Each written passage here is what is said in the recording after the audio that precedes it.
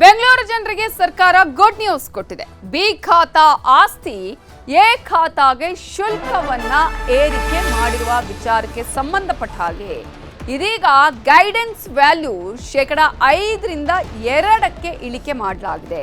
B ಖಾತಾ ಆಸ್ತಿಯನ್ನ A ಖಾತಾಗೆ ಮಾಡುವ ಸಂದರ್ಭದಲ್ಲಿ ಶುಲ್ಕವನ್ನ ಏರಿಕೆ ಮಾಡಿರುವಂತಹ ವಿಚಾರದಲ್ಲಿ ಇದೀಗ ಗೈಡೆನ್ಸ್ ವ್ಯಾಲ್ಯೂವನ್ನ ಇಳಿಸಲಾಗಿದೆ. 5% 2% ಇಳಿಸಲಾಗಿದೆ. 23 ಲಕ್ಷ ಜನರಿಗೆ ಮನೆ ಬಾಗಿಲಿಗೆ ದಾಖಲೆಗಳನ್ನ ನೀಡಲಾಗಿದೆ.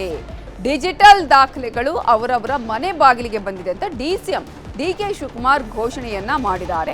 ಈಗಾಗಲೇ ಸರ್ಕಾರ ಹೇಳಿದಾಗೆ ಡಿ.ಕೆ. ಶಿವಕುಮಾರ್ ಹೇಳಿದಾಗೆ ಸರ್ಕಾರದ 6ನೇ ಗ್ಯಾರಂಟಿ ಅಂತ ಹೇಳಿದ್ರೆ ಅದು ಭೂ ಗ್ಯಾರಂಟಿ ಆಗಿದೆ.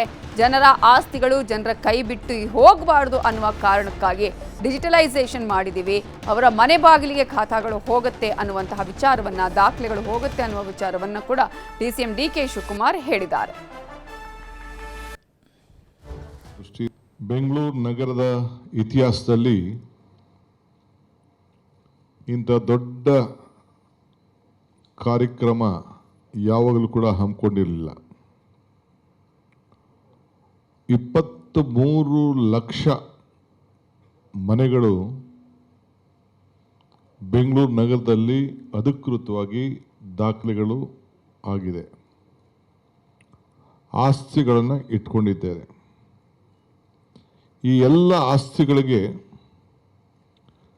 ಯಾವಾಗ ಕೂಡ ಇದು ದಾಖಲೆಗಳನ್ನು ಡಿಜಿಟಲೈಸ್ ಆಗಿರಲಿಲ್ಲ. ಈಗ ನಮ್ಮ ಸರ್ಕಾರ ಬಂದ ಮೇಲೆ ನಾನು ಈ ಎಲ್ಲ ಆಸ್ತಿಗಳ ದಾಖಲೆಗಳನ್ನು ಸ್ಕ್ಯಾನ್ ಮಾಡಿಸಿ ಯಾವ ಕಾರಣಕ್ಕೂ ಮುಂದಕ್ಕೆ ಟ್ಯಾಂಪರ್ ಆಗಬಾರ್ದು, ಡೂಪ್ಲಿಕೇಸಿ ಆಗಬಾರ್ದು, ತಿದ್ದಬಾರ್ದು ಅನ್ನೋ ದೃಷ್ಟಿಯಿಂದ ಸುಮಾರು 7,000ಕ್ಕೂ ಹೆಚ್ಚು ಕಡತಗಳನ್ನು ದಾಖಲೆಗಳನ್ನು ಸ್ಕ್ಯಾನ್ ಮಾಡಿಸಿದ್ದೇನೆ. ಬೆಂಗಳೂರು ನಗರದ ಇತಿಹಾಸದಲ್ಲಿ